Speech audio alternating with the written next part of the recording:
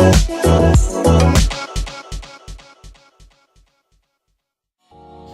hello everybody, and this is another edition of the D-Pad Discourse. This edition will be for the week that started on March 2nd, 2014. Alright, well, news came out that Jack Tretton, the CEO of SCEA, will be leaving Sony soon and will be replaced. Jack Tretton was well known at last year's E3 for the really big announcement of the PS4 not having DRM. And you know, during that time, a lot of people were questioning whether or not the system would have DRM, especially since the Xbox One at the time still did. And so when Jack Tretton came out during Sony's E3 press conference and announced that, it was a really memorable moment and will probably be his most memorable moment ever in E3 history, especially since it was his most recent E3. Now, Jack Tretton, he will be missed at the future E3s that Sony will have. I always found him to be a pretty smooth speaker during the E3 conferences, and it'll be pretty different without him being there. But hopefully Sony can still have a really good E3 presentation this year and in the future years too. Now, this news came out right after the news that the PS4 sold over 6 million consoles, which is really good. So it's a good thing that this news came out after good PS4 news, since if the PS4 wasn't doing that well, the news about Jack Tretton leaving would make a lot of people question whether or not he will be leaving due to that news. But I'm pretty sure that this news here was planned out for months now, and it's nothing that came out recently. I'm pretty sure he planned it out, you know, a few months ago. So this, you know, probably isn't tied to anything that's going on with the PS4 that much. It's probably just him saying, you know, I've been here for a while now and it's time for me to move on.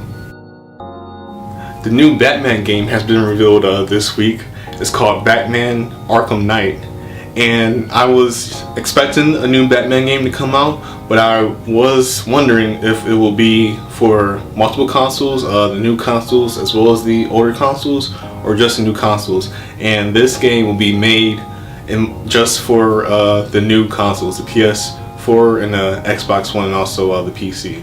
So that's good news for me. I understand why developers want to, you know, put their games on various consoles, since it means more sales, especially since the older consoles have a bigger user base. But I'm ready for more games to just be on the new consoles only and not cross-gen, since, you know, when the game is made for the new consoles in mind, is made with the new consoles in mind, those games can be better, since, you know, they can add more stuff onto the game due to the power of the new consoles. And that's, you know, why I'm really pumped for this new Batman game. It's coming out this year too, so we should see some more info about it at this year's E3. At least I expect to see more info about it during this year's E3. But it should be a good game. Rocksteady is back. I didn't like Origins that much. I mean, it was a good game, but it was still disappointing. It didn't have that polish that the previous Batman Arkham games have, and I definitely expect Batman Arkham Knight to go back to that polish. So I'm really looking forward to it. Alright, and to end off this edition of the D-Pad Discourse, the release date for Watchdogs has been announced. Watchdogs will release for all consoles on May 27th of this year. Well, I should say all consoles but the Wii U. At least, you know, the Wii U date is up in the air right now. Recent news came out that that Ubisoft is questioning if Watchdogs for the Wii U will come out this year. And I find this pretty surprising. The game already got delayed, so for it to get delayed, you know, even more would be surprising. And the Wii U definitely doesn't need another third-party game delay. I mean, the third-party game sales for the Wii U have been terrible thus far. And if Watchdogs gets delayed for the Wii U, then the game will sell even worse than it would if it released alongside all the other versions of the game.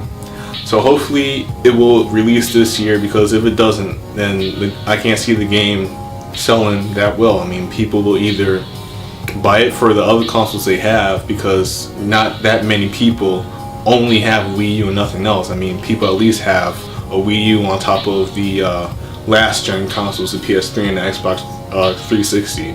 So they'll either buy it for that, or they'll just wait until they get a next gen, a new console, if it's the PS4 or the Xbox One, and buy Watchdogs for that, because by the time the Wii U version releases, if the version releases in 2015, the version that releases on May 27th of this year for the other consoles will probably be cheaper. It probably won't be $60, it'll probably be $30. So they'll just wait, to get that version for the new consoles that they get next year, if they do get a new console next year.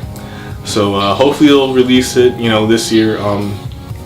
Like I said, the Wii U is really in a bad spot and it needs all the help it can get, especially when it comes to major AAA third-party games. So we'll see what happens. Alright, and that ends this edition of the D-Pad Discourse. Hope you guys enjoyed it, and come back next week for another edition. Until then, Brad Davis saying goodbye, everybody.